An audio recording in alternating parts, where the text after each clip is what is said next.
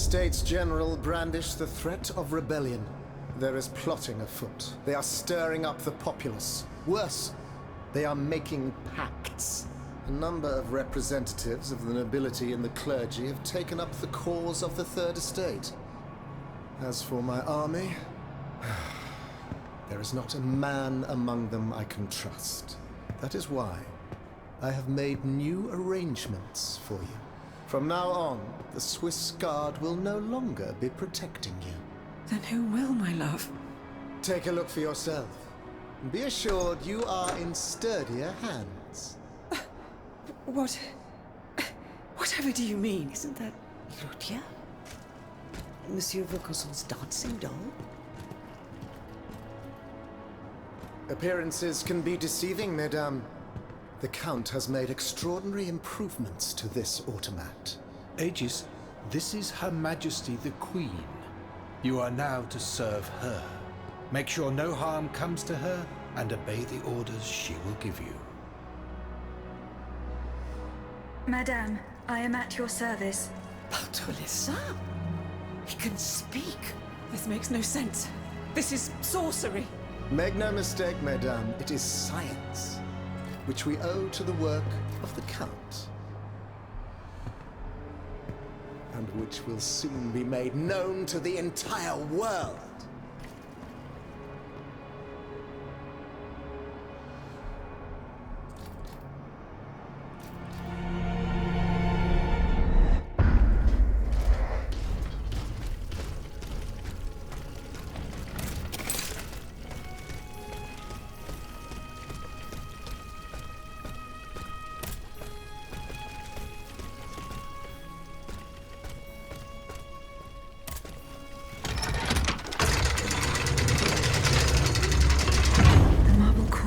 This way. Someone is expecting me. I can feel it. I must prepare for the worst.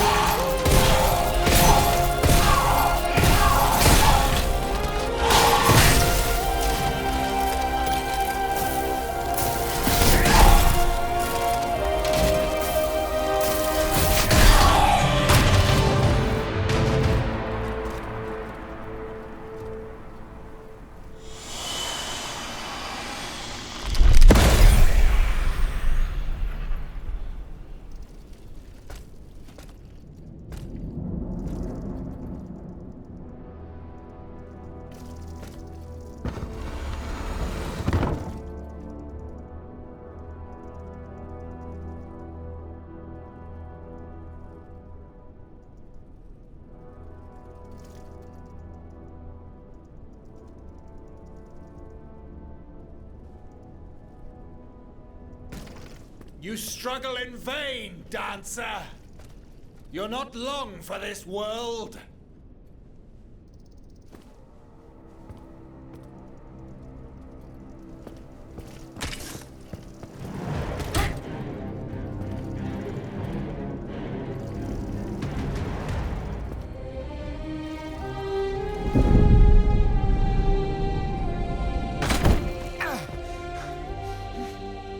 Oh, see how the Aegis turns against its master.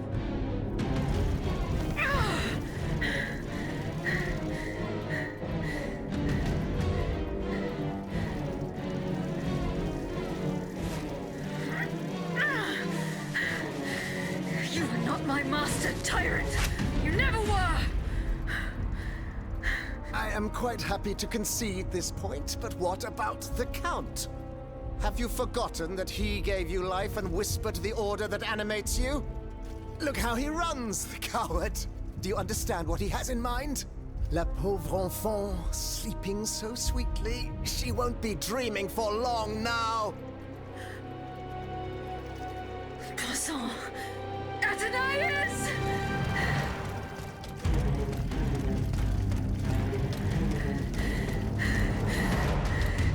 Don't move! The time has come to set you free, Aegis. This whore's soul has poisoned your cogs for too long.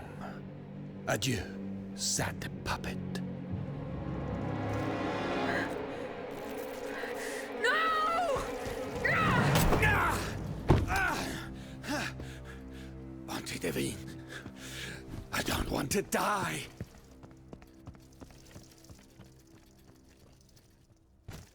Athenais. The sun is rising, and you have slept for far too long.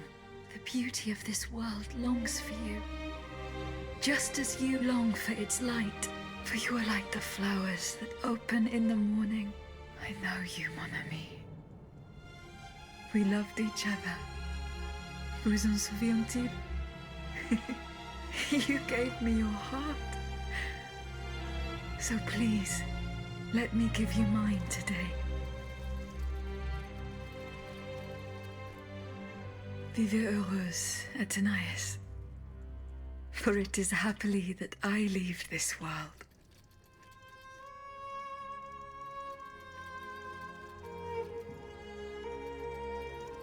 This way, monsieur.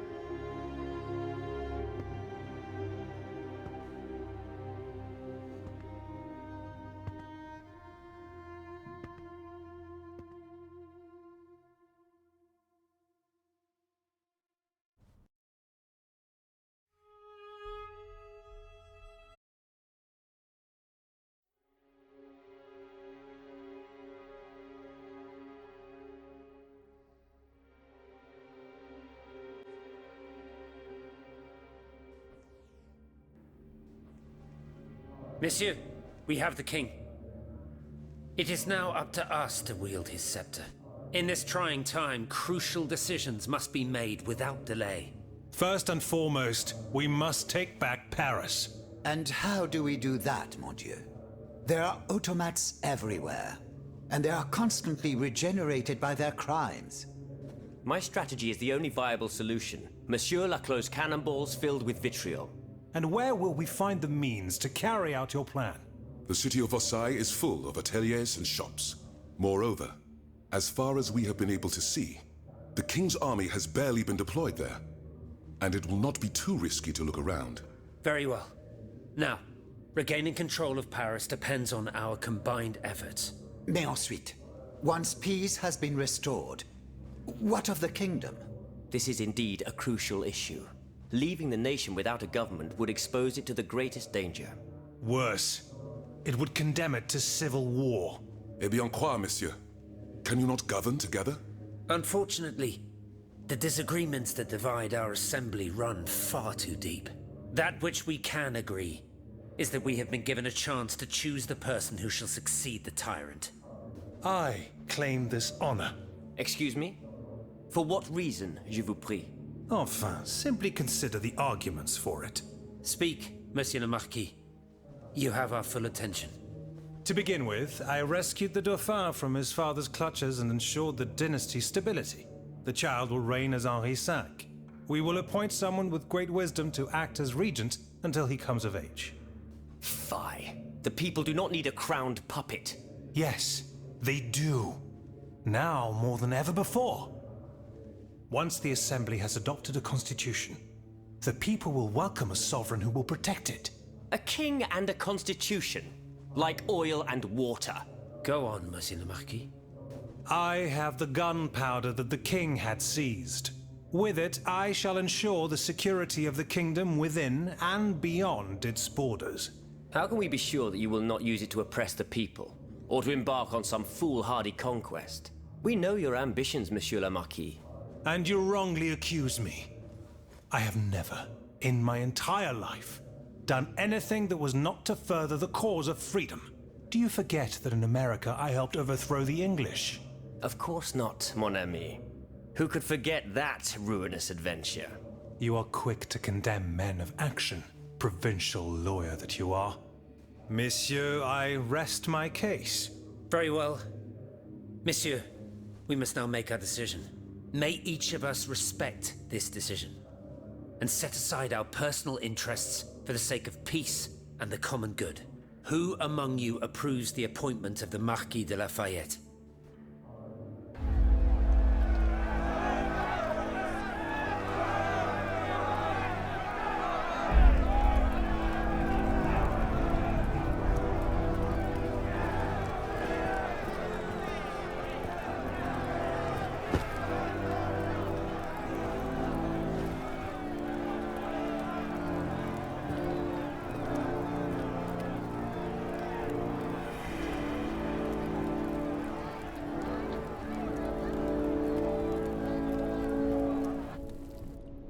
The court bows before the Marquis de Lafayette, Lieutenant Général du Royaume.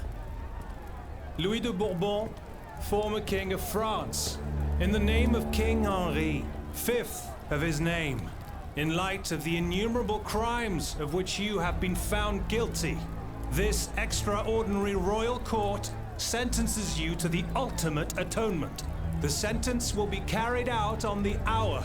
In its great mercy, the court will now hear your last words.